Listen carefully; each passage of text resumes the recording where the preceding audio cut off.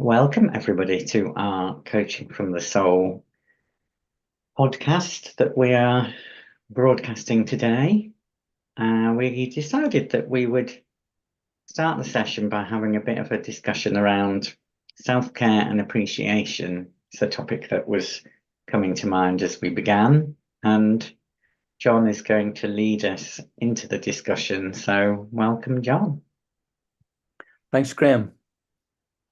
Yeah, self-care and appreciation. It's often said that how do you expect someone to love you if you don't love yourself? And yet there's another saying that I'm familiar with. Who does he think he is? Look at him, he loves himself. So I think as growing up, speaking for myself, there has been conflict in the downloads that I have received in my life about what does self-care, what does self-love mean. And I remember listening to somebody talking about the difference between selfish and selfless. And selfish, as a lot of people would say, is not a great characteristic to have, that you're only in it for yourself. And that selfless is being praised because you're not in it for yourself at all, you're in it for other people. But if you don't do things for yourself and look after yourself and care for yourself, how are you able to care for others, particularly if that lack of care for yourself involves you then maybe running yourself physically into the ground or running yourself mentally into the ground? So all of these thoughts were going through my head about my own self-care. And particularly when I had occasion to work recently with a client looking at employee engagement, and we did an employee engagement survey and the scores were very good. But one of the scores that was less good was where the employees said that there were times when they didn't feel appreciated or recognized for their work. So in discussing the engagement results with the senior managers and the directors of the firm, we asked the question, well, how good are you at giving recognition and appreciation to yourself for what you do as a leader, for what you do in your business? And we put the scorecards down on the ground, the 1 to 10, and asked people to stand at the score they felt where they were at when it came to giving love and appreciation and recognition to themselves, having self-compassion, let's put it that way. And I was surprised that I came out as the highest score at 6.5 out of 10, and the rest of them were all below 5. And one of the smart Alex within the group said, look at the money you've spent on yourself with all of these great coaches, and you still can't score 10 out of 10. And it did get me thinking around, yes, I have not reached where I would like to be when it comes to self-compassion. Now, if I had done that exercise, I don't know, 10 years ago, before I'd spent all this money on learning about who I am and what it's all about, I reckon I would have been down at the 2 out of 10 or the 1 out of 10. And I didn't even know that I was being hard on myself in my early days. But a number of people, kind people, wise people, listening to me describe situations at work or situations at home would say, you need to learn not to be so hard on yourself. So I think there's maybe two issues with self-compassion. One, recognizing what actually is self-compassion and self-appreciation, as opposed to the ego saying, look at me, I'm brilliant, as opposed to maybe a narcissistic tendency. What does self-compassion look like? And the second question that I would pose is, can we recognize when we are not looking after ourselves? Can we recognize when we actually maybe have been too harsh in our judgment of ourselves? And I know from experience and from situations that I've shared with others that yes, I have been hard on myself, sometimes unknowingly, a lot of the times unknowingly. And that taking care of myself and taking care of myself involves all of the classic stuff like rest and exercise and proper hydration and proper diet. That's taking care of yourself. But taking care of yourself also involves taking yourself off and doing things that you want to do just for the sake of doing them. Whether that's a wine tasting in my book, or whether it's cold water swimming or a day at the spa, just taking time out for me to quieten my head and my thinking. That's showing self-compassion. So I think starting off on our topic, we're having a look at that. Do we know what self-compassion looks like? Do we know if we're even being hard on ourselves? Do we need to spend a fortune with coaches to learn how to be self-compassionate? There's a third question I've thrown in for you guys. So, look forward to hearing what you heard there.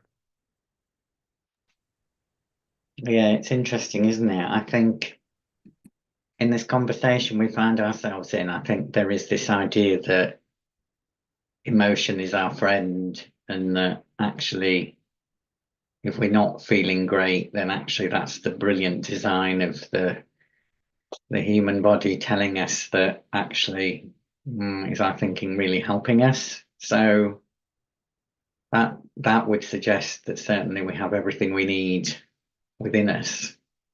I like the way you're exploring it from a leadership perspective too, because I think it's so easy to miss success and not pause and celebrate that. And so I think this idea that if you're a leader and you're not spotting your own success, then actually, and recognizing that and pausing and celebrating, then how would you then spot the success of the people you're leading or working with? And so for me, when you talk about employee engagement, it reminds me of, well, yeah, again, it starts with seeing those small moments of success and how they add up to greater success. And actually, the more we spot those, then actually, the more likely we are to then spot them and celebrate them with others. So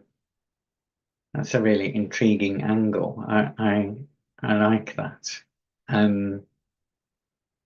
I was looking at a quote just actually earlier today, which was, "It's not in the pursuit of happiness that we find fulfillment. It is in the happiness of pursuit," which came from Dennis Waitley. And that kind of, for me, well, it comes back to that. It's in the now. Like, if we're enjoying the now, enjoying the pursuing something, then actually that's where that happiness comes from. But actually, if we're instead pursuing happiness as something that we haven't got yet, then actually that's kind of moving us away from feeling happy. But also, I think, to your point about self-care and appreciation, it's easier to then fill the mind with, "I'm not there yet. When will I get there? Am I going in the right direction?" All of these questions, as opposed to, "Oh, I'm enjoying what I'm doing now." And I certainly see that the more we enjoy what we're doing now, that's actually the more we do our best work, and the more we then actually feel that state of happiness or fulfillment. So yeah, a few years ago I did a course, actually, back to your point on courses, about self-compassion. Kristin Neff is someone that talks a lot about this. And I remember one of the things she talks about is this idea of fierce self-compassion, almost being like an antidote to, we're so familiar with that critical thinking of ourselves that actually, almost to counteract it, you kind of need to be a bit more fierce about it to then actually spot it. And I think we've had a few conversations in this forum about the power of noticing. And for me, that fierceness just kind of speaks again to that power of, well, actually, when we notice, that our thinking is turned in on ourselves, which for me, that feeling that comes with that is the sign, then there's the opportunity to look again. It's interesting. I don't know to your idea of the scale. I love the exercise where I put myself, but I think there's certainly something. Another one of the things I think that came from Kristin's work, but was this idea that when we see we're not alone, that changes the dynamic. And so I could see that even just in an exercise of getting people to line up and see where they are on a score, actually looking around you and seeing that everyone else is on a low score, for example, there's a normalizing effect to like, oh, actually this isn't just me. And I wonder whether after then seeing that, coming back after a while, people would place themselves a little bit more kindly on the scale. So yeah, that's what comes up for me as a starting point. Jen, what about you? Yeah. As you were both talking there, I was thinking of that scale that John put out there. And I thought, where, as you were doing, Graham, where would I put myself on that? And I think I'd move. I'd move around depending where I was on that day and in that moment. Because there have been times in my life where if we lived in an outside in world, I would traditionally have been viewed in, oh, it was a great time of turmoil. And I know for a few of those, I'd made the decision that, oh, I'm going to be really kind and really gentle with myself here. And the experience of that, yeah, it was emotional, but there was still that loving kindness that went with that, which for me speaks of that compassion side of things. And yet there are other times where, from an outside perspective, my world should be running really smoothly. And yet in my head, there was so much going on, often a lot of judgmental thinking, that if I was to put myself on a scale in that moment,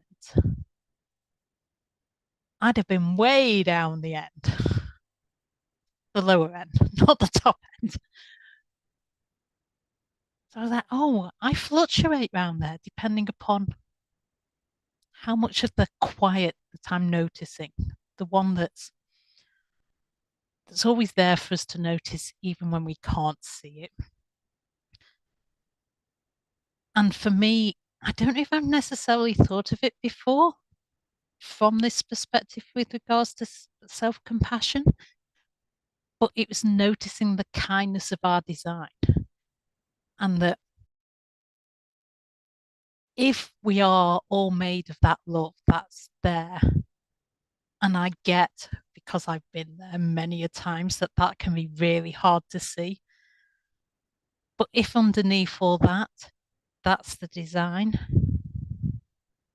that still small voice within that can give us those gentle nudges, like a friend who can see that bigger picture, our own inner wisdom. How that's so compassionate there. That's always there. That thing that we point to that, if we were to get out of our own way, who is it that, who are we then? Who is it that I'm pointing to then that I'm getting out of my way of?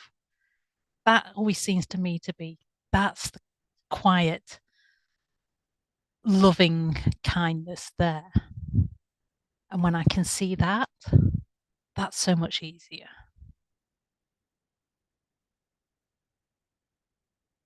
Yeah.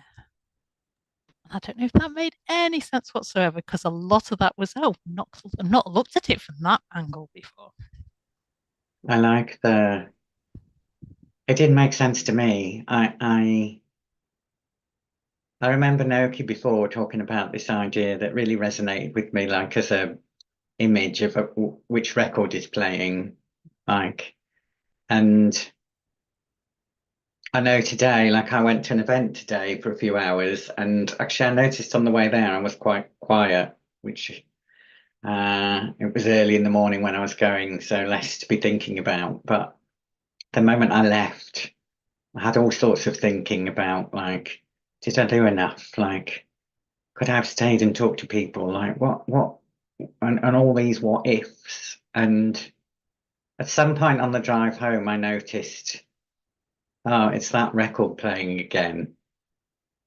And I like your inquiry there that says, oh, the noticing that there's something else there that goes, oh, hang on a minute, that isn't me. There's something happening here. And that could be like a kindness to the design. Because when I noticed that, I thought, actually, no, I don't want to listen to that. And then I got back to just paying attention to the moment I was in, which was driving home, but a more peaceful journey rather than listening to that, record of kind of criticism, which again is the opposite from self-compassion. John, were you gonna say something there? Yeah, I'm loving the reminder about the power of noticing that you're both referring to. And before you'd mentioned noticing, Graham, what I'd written down was conscious compassion or conscious self-compassion, or even being conscious of the fact that I'm not being self-compassionate. And that goes back to the noticing piece. And as Jen talked about, underneath the thinking head, there's a part of me that's pure compassion, pure love, pure non-judgment about who I am. And it's this raising of my level of consciousness about what is happening to me and where the source of my annoyance is coming from. It's coming from me. And noticing is the key to that. I was also thinking about the staircase of education, where you move from unconscious incompetence through conscious incompetence to conscious competence to unconscious competence. And can I move to actually being unconsciously competent at giving self-compassion? Can I unconsciously give self-compassion without noticing that I'm not giving self-compassion? And I don't know what the answer to that question is that I've just posed, but I do see the noticing as the bleepers that go off when you're changing lanes. So whenever the brilliant nature of our design says to us, beep, beep, beep, beep, don't think you're being self-compassionate here, John, beep, beep, beep, beep, it can bring me back in. So I think once again, you've reminded me of just the power of noticing, as opposed to letting it come out without noticing, letting it come out without being conscious of what actually is happening. And that's just, to me, that's the thinking brain just ruling the roost without the wisdom piece, the compassionate piece getting heard. So thanks for that reminder, both of you. Yeah, thank you. That's a good question, one to reflect on. I think, like, the unconsciously competent top of the ladder piece, like, I wonder if that happens, and it's only the times when we don't see it, which comes back to the noticing, that actually it's helpful to notice, and then, the system's doing it many times a day, but the one time it doesn't, that's when the noticing comes in helpfully. Naoki, what's coming up for you as we have this discussion? Thank you, you guys, for this wonderful conversation. I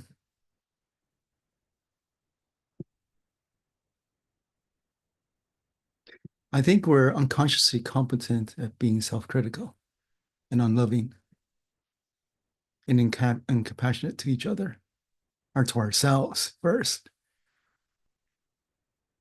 And then that just came up. It's like, maybe I'm really unconsciously competent at being self-critical.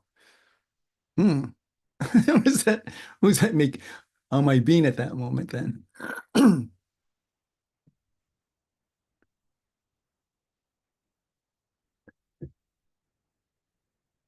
I don't know why, but this is just coming up at the moment. If we get to the essence of our being, then there's no problems. Everything's perfect. If we get to the essence of what the language of God is, there's no problems. If we get to the essence of what the current of God is, what will be the implications of that? And so what is the language of God?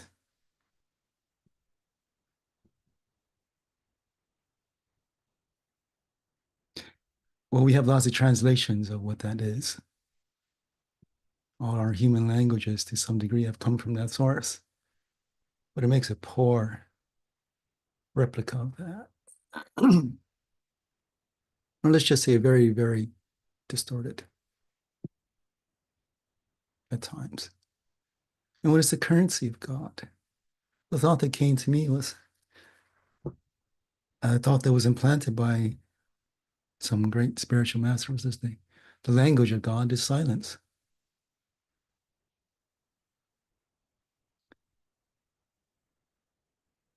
And a few weeks ago, when we were talking about the money thing, it's like, well, what's the currency of God? The currency of God, at least what came to me, is love. And what is compassion? If you're a loving person, you'll have automatic compassion. There's no trying there.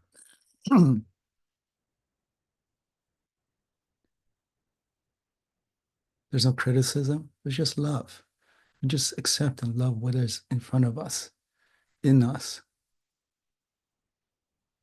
When that currency flows, everything is possible and everything becomes beautiful. So, what's happened is that we as human beings have created this incredible structure, social structures, civilizational structures, which take that currency that's infinite and brought it down to like a pinch.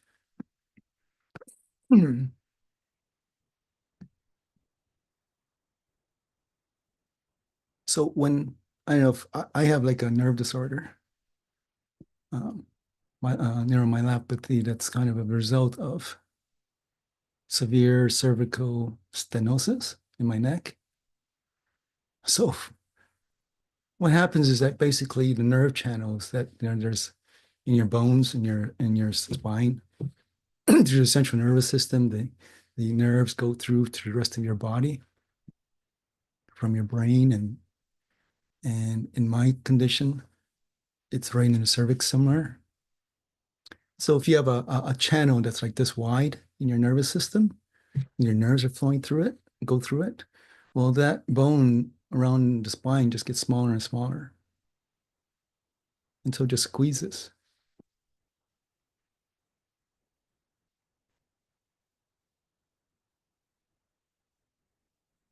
And socially, I feel that basically we've pinched off the love of God so much that we don't really experience it much anymore.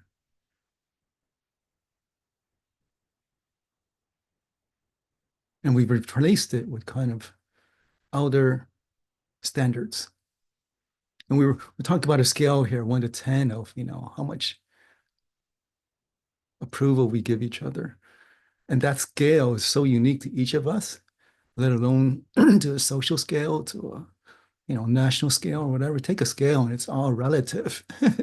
It's not It's not, you know, some like absolute standard. Like, you know, if I were to give my scale of compassion versus John's or Graham's or Jen's, I bet it'd be very different, even though it's a 1 to 10 scale. So it's, where do we start? It's kind of like Jen's discussion of, you know, the last time about, you know, poverty.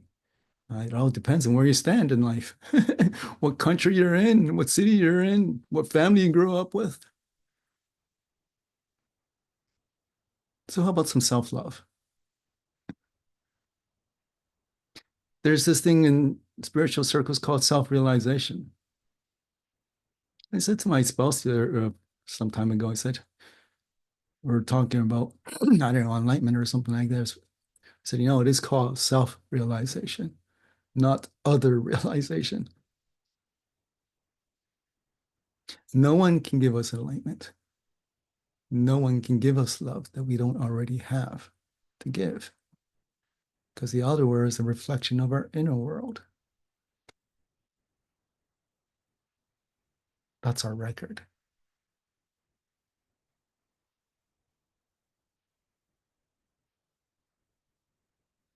And I've been so critical with myself. I went through architecture school. Our training was to be critical of ideas so that, you know, we didn't get too big on our heads.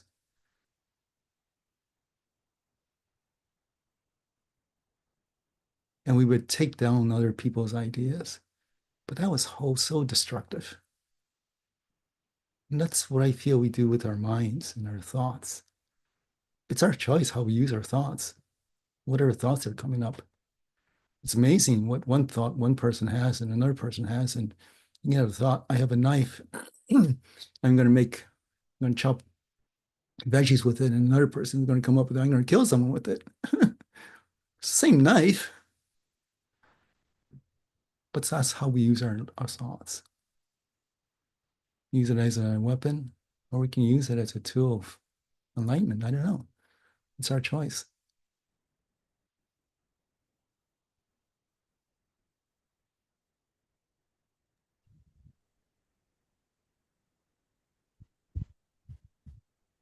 A little bit less criticism, a lot more love. The essence of ourselves is just pure. It has no standard there. We can't really measure light, so we try to. It's all our unhappiness comes from, all our suffering comes from comparison to some elusive standard. And our standards change throughout time.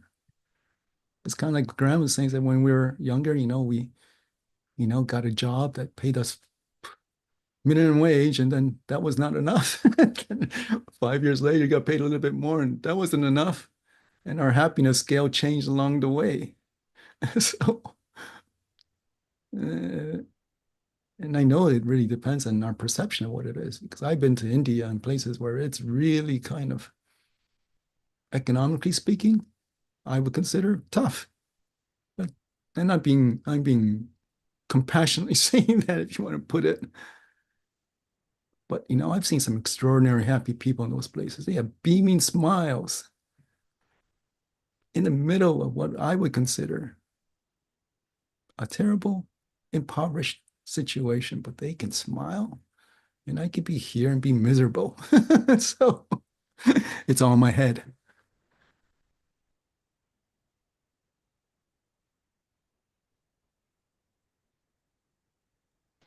Thanks, guys, for listening.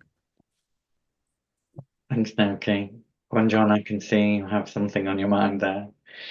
I have a few things. I mean, the beauty of what Noki has just said is sitting with me, and the language of God being silent and the currency of God being love. What also struck me as he opened up was, I am consciously competent, or certainly my ego is consciously competent at giving me a hard time. I can see that, but my essence, my divine nature, doesn't do that. As Michael Neal I think one said, what's the difference between your inner critic and your inner wisdom? And the answer was, your inner wisdom doesn't think you suck.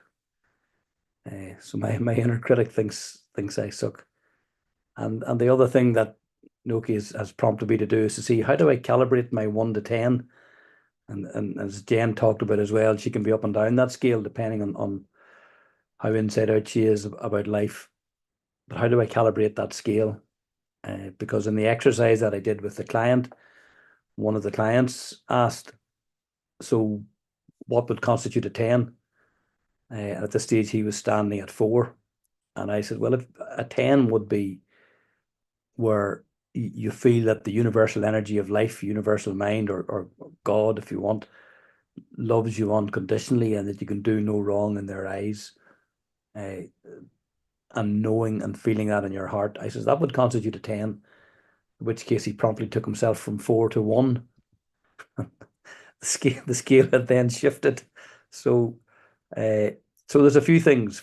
Let my ego carry on with its consciously competent, giving me a hard time, and just forget about it, and live more in the language and the currency of God, and recognize that people are calibrating the scale all the time. And I doubt if I'll ever get to a scientifically calibrated 1 to 10 on that whole piece. But I think enough people will know when they're living out of the feeling of love and self-compassion, and when they're living out of the feeling of self-criticism, and are conscious of that feeling of self-criticism. So that's my thinking on that. I think there's something, isn't there, about what struck me was the difference between self-realization and other realization, and how much of it is made up. Like, the record that's playing constantly is usually comparison, when actually that's not happening in the mind of the other person.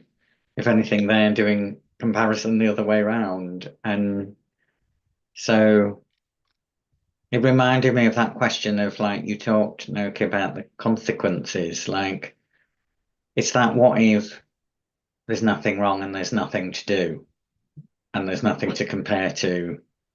Like just that inquiry goes to a different place, because there's almost a letting go then of, oh, I don't need to compare. And yeah, I love this nod to the inner wisdom feeling different to the inner critic, and actually if one is more loving and more kind than the other, and slowing down for a moment brings one of those out to the fore and quietens the other, like one being the antidote to the other. That feels really, really good. Jen, what's coming up for you? Yeah, as you've all been talking there, it occurred to me that given that I've already established I can move up and down this scale, when I'm at the lower end of that scale, I'm fairly certain I would listen to this sort of conversation and then start the comparison and beat myself up for not being higher up the scale, because I can get this to her. I can do this really well. I'm at that unconscious competence level with you there, Noki. And then, because I'm in that quieter space right now, the word infinite sprang to mind, and how it's often spoken to that this space feels infinite. And by infinite, I'm going to say what I mean by that is that you can always put that little bit more in, or expand that little bit more out, depending upon how you want to do that, so that there's no finite ending to that. Which led me to thinking, oh, that means I can either recalibrate what, like John was saying, what my numbers mean at each of those, or why am I stopping at 10? Why can I not go higher than that? And just noticing that the possibility is there, even if I'm not feeling that right in that moment. to just go back to that noticing that, oh, it's possible, even when I don't think it is, that at any moment I can just notice that quiet and that silence and start to move on that scale again. So that's what was coming up for me.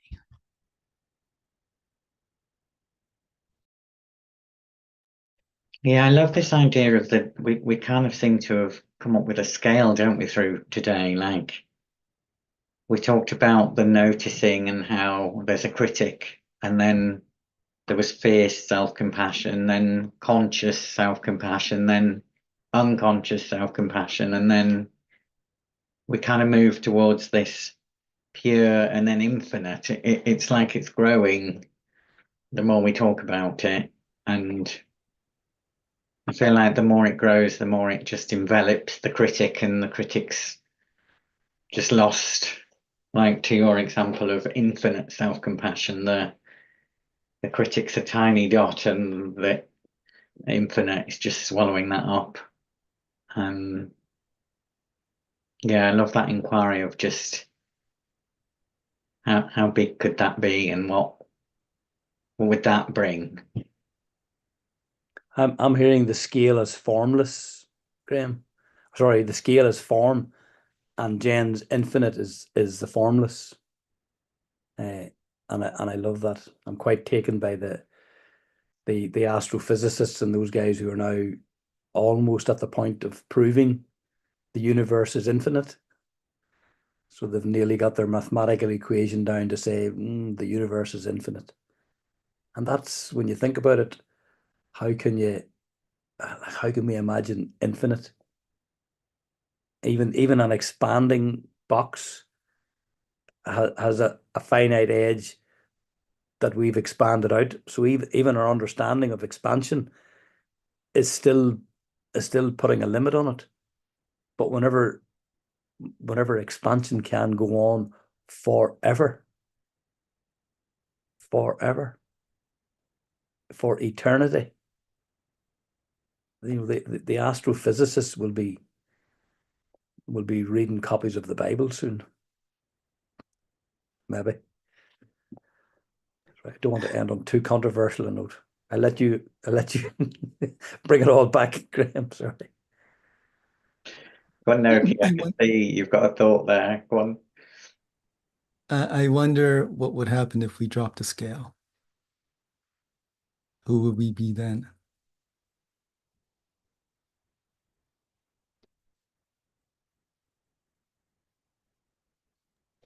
Or maybe who are we already without the scale?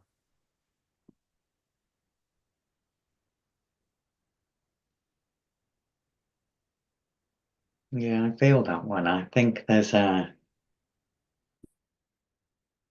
if we drop the scale, then there's nothing to do. And I think the moment there's nothing to do, that brings in that infinite self-compassion, because suddenly there's no need to do anything. There's no need to aim for anything. It's there already. That feels like a